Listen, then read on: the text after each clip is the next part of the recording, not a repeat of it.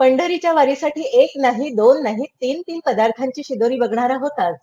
मऊ मऊ 10-12 दिवस सहज टिकणाऱ्या गुळाच्या दशम्या, वारीमध्ये उपवास असेल किंवा असंही कधी एनर्जी म्हणून खायचे असतील, तर गूळ आणि शेंगदाण्याचे लाडू आणि कधी विसाव्याला असताना 2 घास हा चुरचुरीत चिवडा. मंडळी वारीमध्ये सगळे भेसळयुक्त पदार्थ टाळा आणि आपल्या सोबतच्याही वारकऱ्यांसोबत घरचे पदार्थ शेअर करून आपल्या सर्वांची वारी छान आनंदमय असू द्या. बाकी सर्व बघायला तर विठुराया आहेच की. नमस्कार, मी संगीता तुम्हा सर्वांचं माझ्या मुक्ताखान्यामध्ये मनापासून स्वागत करते. सगळ्यात आधी गुळाच्या दशमीची तयारी करूया. त्याकरता मी एक मोठी वाटी भरून दाबून असा हा बारीक चिरलेला किंवा किसलेला गूळ घेतलाय.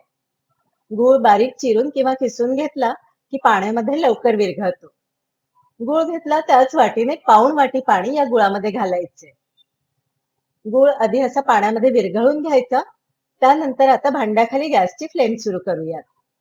पाण्याला आपल्याला फक्त एक उकळी आणायची आहे. गुळाचा पाक आपल्याला करायचा नाही आहे. पाण्याला उकळी येते आहे तोपर्यंत पिठाची तयारी करून घेऊयात. त्याकरता ज्या वाटीने गूळ आणि पाणी मोजून घेतलं त्याच वाटीच्या मापाने चांगली अशी दाबून दाबून मी ही कणिक घेतली आहे. या कणकेमध्ये चवीप्रमाणे मीठ आणि अर्धा चमचा सुंठ पावडर घालायची. सुंठ पावडर ऑप्शनल आहे, घालायची नसेल तर स्किप करा. गुळाच्या पाण्यालाही आता चांगली उकळी आली आहे. गॅसची फ्लेम मी आता अगदी बारीक करून टाकते आणि कणकेमध्ये जे मीठ आणि सुंठ पावडर आपण घातलं होतं तेही मिक्स करून घ्यायचं. या पिठात आता 2 चमचे साजूक तूप घालून तेही सगळ्या पिठाला चांगलं चोळून घ्यायचं. तुपामुळे दशमी छान चविष्ट लागते आणि मऊ सुद्धा राहते. आता त्यानंतर हे उकळतं पाणी आपल्याला पिठामध्ये घालून उलथण्याने किंवा चमच्याच्या मदतीने मिक्स करून घ्यायचंय. थोडं हाताला सहन होईल इतपत हे पीठ झालं की हातानेच हे पीठ आपल्याला मळून घ्यायचं आहे. सुरुवातीला पीठ थोडं सैल वाटू शकतं. त्यात अगदी वाटलं तर तुम्ही 2 चमचे कणिक अजून घालू शकता. पण जास्त पीठ घालू नका. छान मऊ असंच हे पीठ असलं की दशम्या अगदी मऊसूत होतात. गुळाचं प्रमाणही परफेक्ट होतं आणि 10 ते 12 दिवस या दशम्या चांगल्या मऊच राहतात. शिवाय यामध्ये गूळ घातलेला असल्याने पीठ थंड झाल्यानंतर अजून थोडं घट्ट होतं. हाताला थोडं तेल लावून पीठ चांगलं मऊ करून घ्यायचं. आता हे पीठ अजून गरम आहे, त्यामुळे झाकण न ठेवताच 10 मिनिटांसाठी हे पीठ मी बाजूला ठेवून देते. पिठाचा एक गोळा मी तुम्हाला करून दाखवते. इतपत असं हे पीठ मऊ असायला पाहिजे. पीठ गार होतंय तोपर्यंत शेंगदाण्याचे लाडू बनवण्यासाठी 1/2 किलो शेंगदाणे मी भाजून घेते आहे. तुम्ही 1/2 किलो, अर्धा किलो लागतील तसे शेंगदाणे घालू शकता. 1/2 किलोच्या प्रमाणासाठी जितका मी गूळ घालणार आहे, त्याच प्रमाणामध्ये तुम्ही अर्धा किलोचेही लाडू बनवू शकता. शेंगदाणे अगदी मंद ते मध्यम आचेवरच भाजायचे, म्हणजे ते न करपता आतपर्यंत खमंग भाजले जातात आणि लाडू सुद्धा खायला खमंग लागतात. हे शेंगदाणे आता भाजून झाले. गॅसची फ्लेम बंद करून टाकूया आणि असेच आता हे शेंगदाणे कढईमध्ये गार व्हायला ठेवून देऊया. आता कणिक ही गार झाल्यावरती आधीपेक्षा थोडी घट्ट झाली आहे आणि मऊ सुद्धा बघा कशी छान झाली आहे. एकीकडे दशम्या भाजून घेण्यासाठी गॅसवरती मी तवाही गरम करायला ठेवलाय. आता कणकेचे पोळीसारखे छोटे छोटे गोळे करून घ्यायचे. या आकाराचे मी गोळे बनवून घेतले आहेत. गोळा असा पिठामध्ये घोळवून घ्यायचा आणि त्याची छोटी चाकी करायची. आता या चाकीला तेल किंवा तूप लावून घ्यायचं आणि चाकीच्या अर्ध्या भागाला असं पिठामध्ये घालून फोल्ड करून घ्यायचं आणि पुन्हा अर्ध्या भागाला तेल लावायचं आणि तसंच याच्या अर्ध्या भागालाही पीठ लावून घडीच्या पोळीला जसं आपण त्रिकोण बनवतो तसा त्रिकोण बनवून घ्यायचा. या त्रिकोणाच्या सगळ्या कडा चांगल्या बंद करून घ्यायच्या आणि सगळीकडून छान सारखी अशी मध्यम जाडसर, खूप जाड नाही आणि खूप पातळ नाही, अशी दशमी लाटून घ्यायची. पीठ मऊ असल्या कारणाने अगदी सहज ही दशमी लाटली जाते आहे. छान गरम झालेल्या तव्यावर ही दशमी घालून घ्यायची. दशमीला हलके बुडबुडे आले की दशमी उलटून घ्यायची. तुम्हाला वाटलं तर तुम्ही तव्याला थोडं तेल लावून घेऊ शकता. दशमी तव्यावर घालताना गॅसची फ्लेम मध्यम ठेवायची. हलके बुडबुडे आले की लगेच दशमी उलटून घ्यायची आणि दशमी ही आपल्याला लगेच पटापट उलटून घ्यायची आहे. दोन्ही बाजूंनी तेल लावायचं आणि असं कडेकडेने दाबून ही दशमी शेकून घ्यायची. छान मऊसूत दशमी बनून तयार आहे. अशाच आता बाकीच्याही दशम्या आपण बनवून घेऊयात. गूळ घातलेला असल्यामुळे दशम्या पटापट उलट-पुलट करायला लागतात, नाहीतर त्यांना चटके लागू शकतात. सगळ्या दशम्या बनून तयार आहेत. त्यांचा रंग बघूनच बघा छान खमंग आणि टेम्प्टिंग वाटतंय. नुसत्या हाताने दाबली ही दशमी तरी सुद्धा चुरली जाते. आणि अगदी खरंच सांगते, 12 ते 15 दिवस या दशम्या अशाच मऊ राहतात. सुक्या चटणीसोबत खायला या दशम्या अप्रतिम लागतात. सुक्या चटण्यांची रेसिपी मी या आधीच्या व्हिडिओमध्ये तुम्हाला शेअर केली आहे. बघा अगदी सहज तुकडे करता येत आहेत या दशम्यांचे. वारीसाठी अशा खमंग दशम्या तुम्ही सुद्धा बनवा. आता शेंगदाणेही गार झालेत. मिक्सरच्या भांड्यात घालून ते आपल्याला जाडसर फिरवून घ्यायचे आहे. शेंगदाण्यांची मी सालं काढत नाही आहे. तुम्हाला हवं असेल तर तुम्ही काढू शकता. शेंगदाण्याची सालं खाणं खरं तर फायदेशीर असतं, कारण त्यामध्ये खूप सारे अँटीऑक्सिडंट्स असतात. असे बऱ्यापैकी जाडसरच हे शेंगदाणे मिक्सरच्या भांड्यात घालून फिरवून घ्यायचे.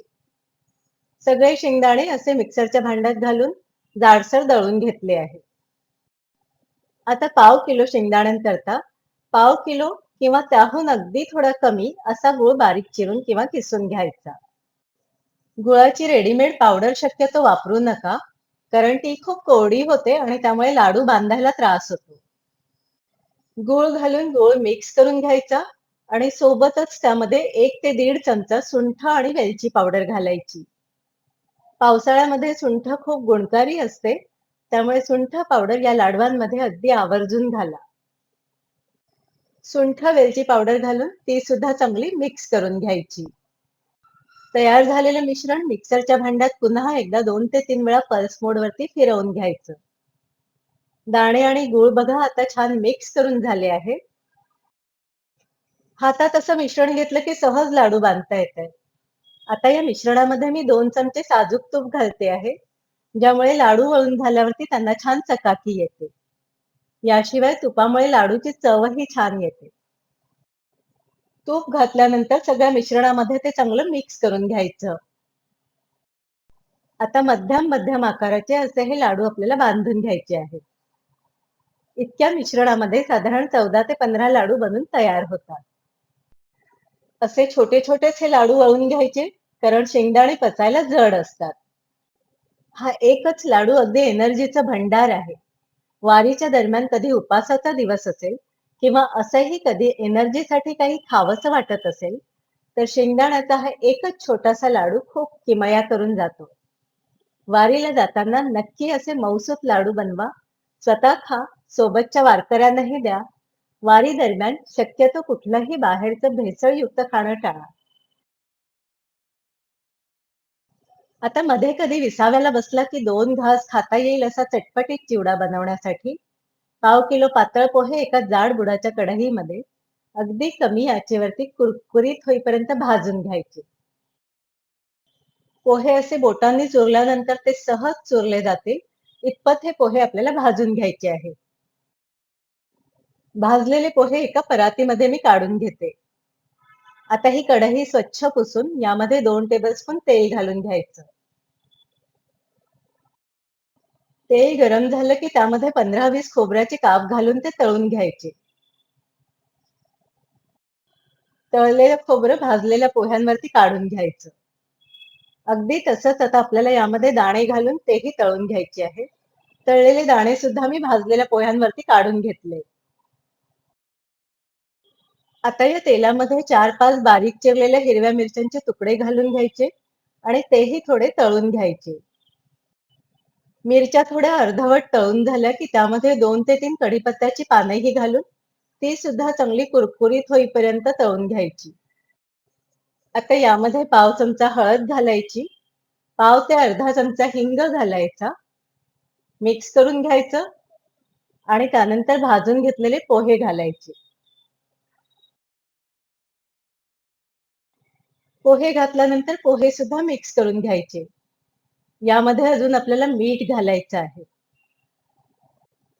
पोहे मिक्स करून झालेत. आता चवीप्रमाणे मीठ घालायचं आणि मिक्स करून घ्यायचं.